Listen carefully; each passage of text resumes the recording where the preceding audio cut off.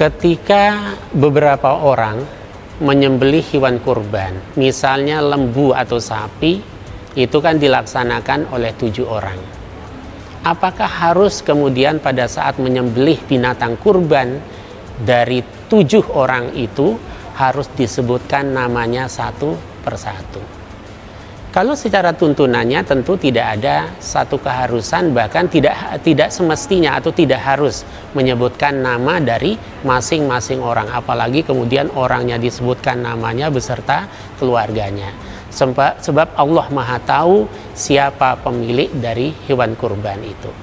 Tetapi karena yang melaksanakannya itu adalah satu tim yang kita sebut dengan panitia kurban, kadang juga mempertimbangkan transparansinya, supaya orang itu tahu mana binatang kurbannya dan bersama siapa saja dia bergabung untuk menyembelih binatang kurban itu.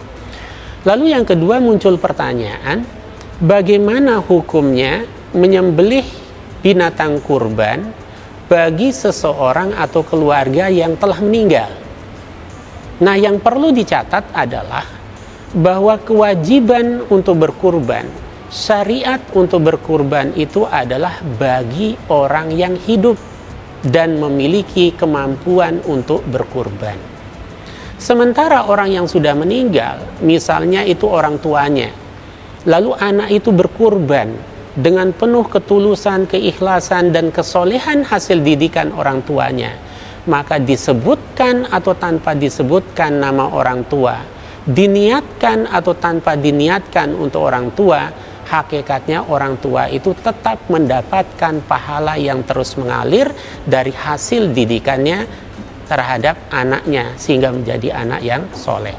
Idza matal insanu atau idza mata ibnu adam in qata'a amaluhu illa min salasin, salah satunya itu adalah awwaladin solihin yad'ulah.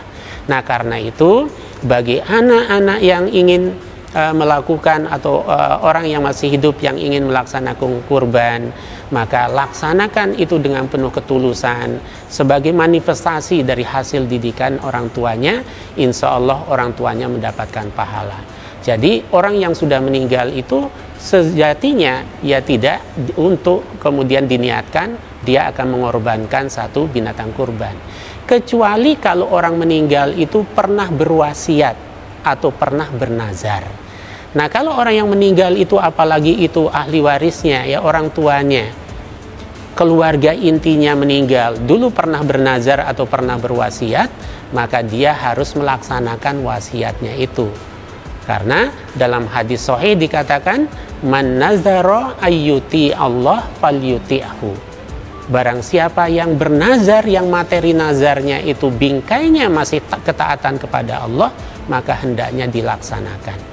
Tetapi kalau tidak pernah bernazar dan berwasiat, maka laksanakanlah itu sebagai kewajiban kita yang masih hidup untuk beribadah dan taqarrub kepada Allah Subhanahu wa ta'ala.